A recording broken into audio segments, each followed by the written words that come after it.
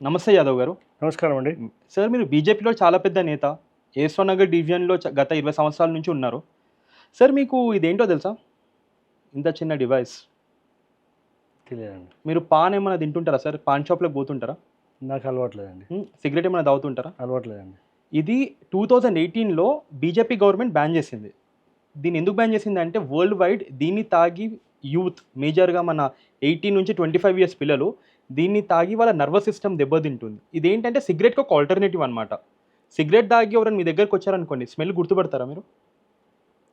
గుర్తుపడతాను. కానీ తాగి నేను మీ దగ్గరకొస్తే మీరు స్మెల్ గుర్తుపట్టలేరు. ఓకే. ఇప్పుడు నేను తాగినా ఇక్కడ మీకు ఒక ఫ్లేవర్ స్మెల్ వస్తుంది. ఒక పుదీనా స్మెల్లో, ఒక ఫ్రూట్ స్మెల్ వస్తుంది. ఓకే. సో ఇంట్లో దొరకకుండా ఉండడానికి పిల్లలు దీన్ని కాలేజ్ పిల్లలు చాలా తాగుతున్నారు. ఓకే. 2018లో ఇండియన్ పార్లమెంట్ దీన్ని బ్యాన్ చేసింది. ఓకే. అయినా ఇంకా తెలంగాణలో, హైదరాబాద్‌లో మేజర్‌గా మీ డివిజన్ మాట్లాడుకున్నా సరే చాలా పాన్ షాప్‌లో ఇవి దొరుకుతున్నాయి.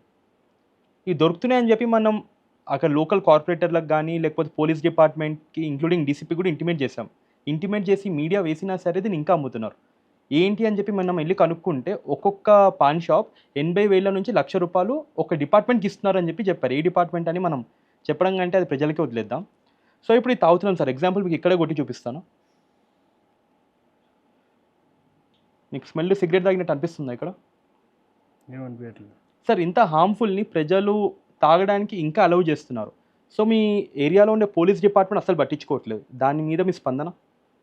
ఇప్పుడు ప్రభుత్వము ఒక చట్టము అడ్వకేట్స్ గానీ, పోలీస్ గానీ అన్ని విభాగాలు ఉన్నాయి. ముఖ్యంగా ఏ శాఖ అయినా కూడా వారి యొక్క కర్తవ్యాన్ని నిర్వర్తిస్తే సమస్యలనేవి ఉండయి. ఓకే. ఇప్పుడు వారు డ్యూటీ చేయకపోతే మనం ఏం చేయలేం. మా దగ్గర తీసుకొస్తే మేము ప్రశ్నించి మేము ఏంటంటే మా యొక్క ప్రజాప్రతినిధి ఉన్నారు, వారికి ఈ విషయం తెలియజేస్తాం, కమిషనర్ పోతాం, మాకు ఏమైనా ఇస్తే మేము ఖచ్చితంగా ప్రజల కోసం మేము పోరాటం చేస్తాం. ఓకే. ఎందుకు చెప్తా అంటే గతంలో Bharatiya Janata party lottery system తీసేయాలని పోరాటం చేసింది. కాబట్టి లాటరీ సిస్టమ్ తీసేసింది. మన రాష్ట్రంలో లేదు, లాటరీ విధానం లేదు. దానికి కారణం బీజేపీ పార్టీ. ఓకే. అట్లా మా దగ్గరకు వస్తే మేము చేస్తాం. ఓకే.